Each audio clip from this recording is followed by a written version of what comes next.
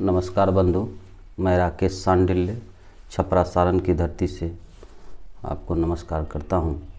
जैसा कि मैंने वादा किया था कि कल पुनः ग्रेच्युटी पार्ट 3 कैलकुलेशन एपिसोड लेकर के आऊँगा, लेकिन कुछ कारणों से इस एपिसोड को कल के लिए पोस्टपोन कर रहा हूँ। इसलिए कि हम तो नियोजित जो हैं उनका 1-1-25 और 1-1-26 से लेकर के 1-1-35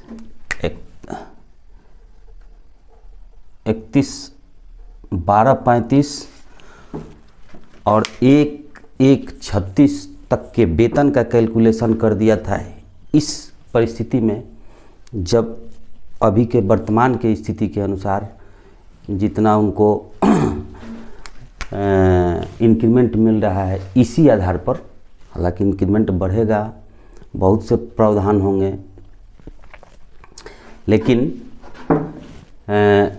इसको इसी पर वैसे शिक्षक अब सबका तो कैलकुलेशन करना संभव नहीं है, लेकिन वैसे शिक्षक जो 3-5 के हैं, 3 और 5 के हैं, जिनकी सैलरी अभी वर्तमान में 31/12/24 को 30,420 थी, उनके लिए कैलकुलेशन मैं किया हूँ। और जो इस डेट 31/1/36 के बाद किसी भी दिन 2/1 को, 3/1 को, 5/1 को, 5वां महीना, 6ठा महीना में रिटायर करते हैं, उनके वेतन का कैलकुलेशन मैंने उस दिन तक कर लिया है। लगभग अप्रॉक्सीमेटली मेरे अनुमान से ये वेतन, टोटल वेतन का मैंने कैलकुलेशन नहीं किया है, सिर्फ बेसिक सैलरी का कैलकुलेशन किया है। लगभग उनका होगा 2,12,660 रुपया आ रहा है। ये इसमें प्रमोशन छोड़ दिए हैं, बिना प्रमोशन का भी कैलकुलेशन किए हैं। प्रमोशन होगा तो उसके बाद अलग होगा। और एक चीज़ ध्यान रखिएगा कि 1-1-6 को भी मैंने 2.28 से, तथा अनुमानित 10 वर्षों के बाद 1-1-36 को भी मैंने 2.28 से ही कैलकुलेशन करके ये निकाला है, तब ये अमाउंट आया है। इसमें और बदलाव हो सकता है, आगे भी जा सकता है। इसमें ध्यान रखिएगा कि प्लस DA, चूँकि इस डेट से तो DA मिलेगा नहीं, फिर DA ख़त्म हो जाता है और धीरे धीरे फिर DA बढ़ता है 2%, 3% कर करके अभी आपको इतना पहुंचा है। आप प्लस मेडिकल भी उस दिन हो सकता है बढ़ जाए। इसके बाद HRA, ये सब एडिशनल होगा। उस दिन इनका वेतन ये होगा। कल इनका भी कैलकुलेशन करके दिखा दूंगा, लेकिन फ़िलहाल मेरे पास डाटा नहीं है। और ये भ्रम में मत रहिएगा कि आपका भी कैलकुलेशन इसी आधार पर होगा, क्योंकि आपका स्लैब इस दिन से जाके मर्ज कर जाएगा 25, 28, 32, 31 और 32 में। वहाँ से आपका शुरू हो जाएगा। आपके 2023 और 24 नियमावली में यह स्पष्ट किया हुआ है कि आपको यहाँ तक 31 31/12/24 तक जो आपको स्ट्रक्चर से पेमेंट मिला है, 1-1-25 से वो स्ट्रक्चर आप पर लागू नहीं होगा। ये चीज़ नियमावली में लिखा हुआ है, आप पढ़ नहीं पाए हैं उसको, या हो सकता है पढ़े हों तो घबराहट में पढ़े हों, आप उतना ध्यान से नहीं पढ़े हों। आपका 1-1-25 से आपका स्लैब जा कर के इंक्लूड हो जाएगा 25, 28, 31 और 32 वाले स्लैब में। ये स्पष्ट जान लीजिए। जिस दिन नियमावली का चर्चा कर देंगे उसको क्लियर कर देंगे।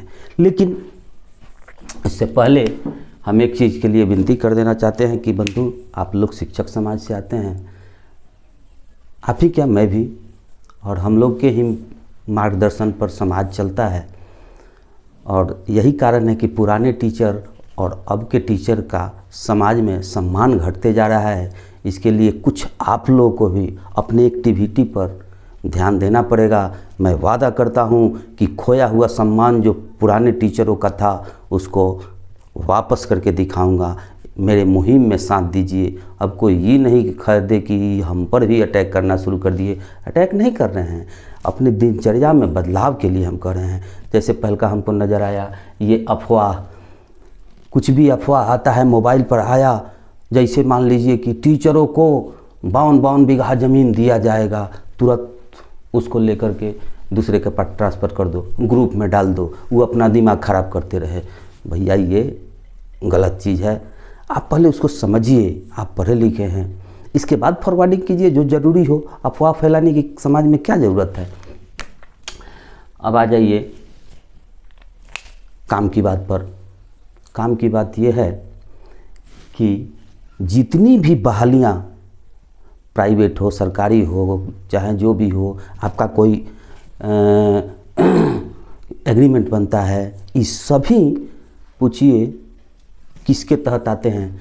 आपका नियमावली भी जो जितना बना है 20 हो 24 हो 6 हो 12 हो जो हो आगे भी बनेगा, ये सभी चीज़ इसी कानून के तहत आते हैं।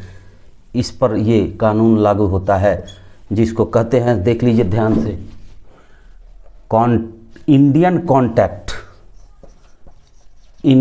कॉन्ट्रैक्ट एक्ट 1872 के तहत ही सभी नियमावलियाँ बनी हुई है, जिसके कुछ मुख्य बिंदु हैं जिस पर हम आँख खोल देना चाहते हैं।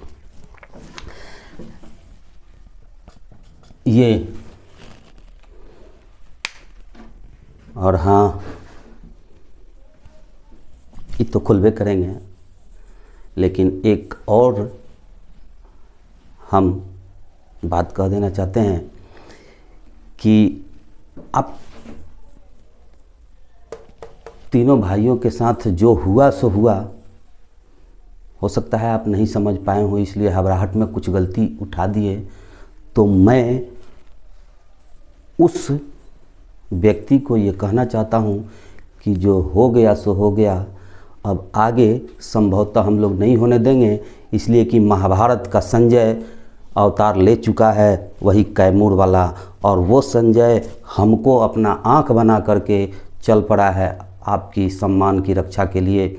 और मैं तत्क्षण तैयार हूँ आपको पहले आगाह करने के लिए। हर चीज़ का काट मैं सबसे पहले आपको उपस्थित कर दूँगा, इसलिए ध्यान से सुनिएगा। उनको संदेश देना चाहते हैं, हालांकि किसी भी ऊंचे पद पर बैठे हुए कैसा भी हो, हमारे नज़र में वो गलत हैं सही है, लेकिन वे हमारे लिए सम्माननीय हैं, इसलिए हमारे मुंह से कोई गलत बात नहीं निकल सकता है। लेकिन उनको आगाह कर देना चाहता हूँ। आप एक सुने होइएगा, एक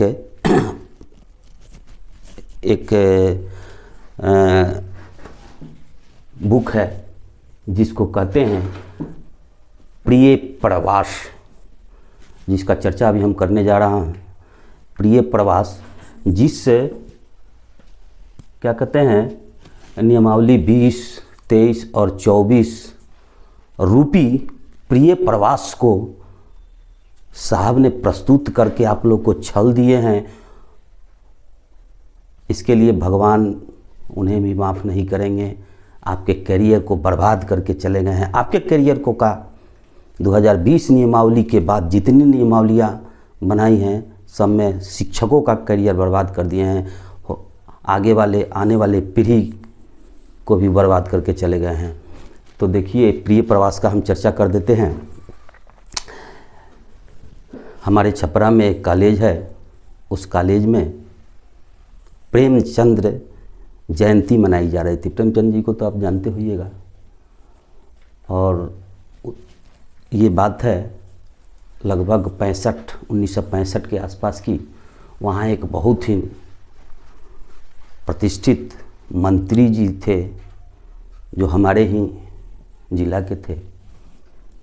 वो आए हुए थे। तो पहले के मंत्री जी और लोग कम ही पढ़े लिखे रहते थे।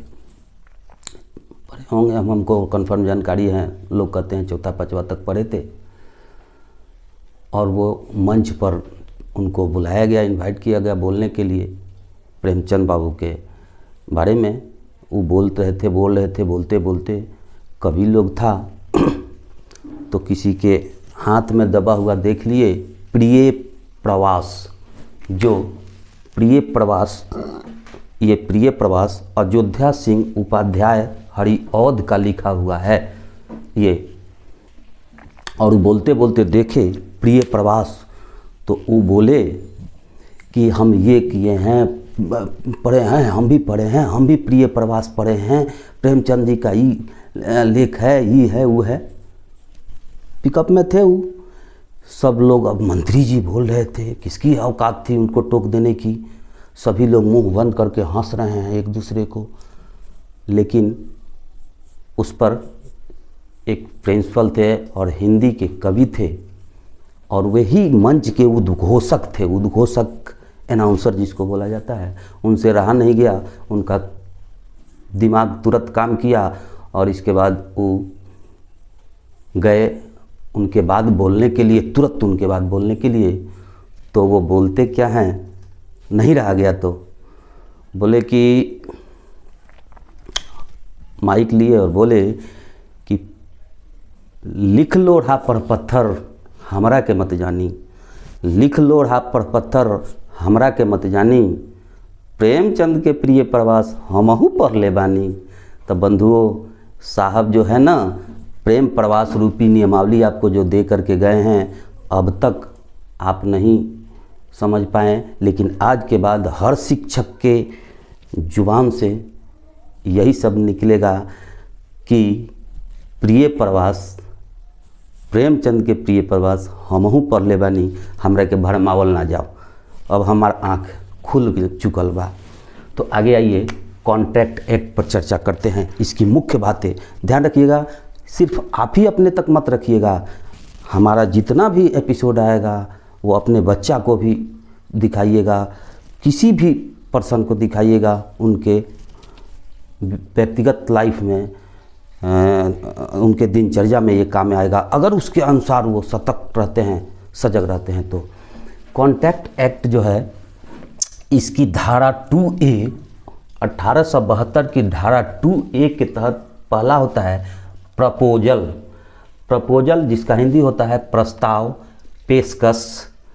इसमें होता क्या है कि एक व्यक्ति किसी दूसरे व्यक्ति के तहत अपने काम को करने या नहीं करने के लिए प्रस्ताव देता है कि हमारा काम कर दीजिए।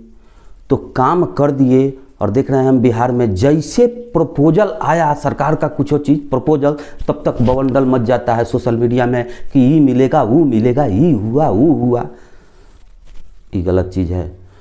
अब दूसरा पार्टी ये हुआ कि हम तो मान लीजिए कि आपको बोले, प्रपोजल दिए कि थोड़ा सा एक काम है मेरा कर दीजिए, तो उसको काम नहीं ना समझ लेंगे, आपकी स्वीकृति नहीं समझ लेंगे तब तक जब तक आपने उस पर कोई प्रतिक्रिया नहीं दिया है।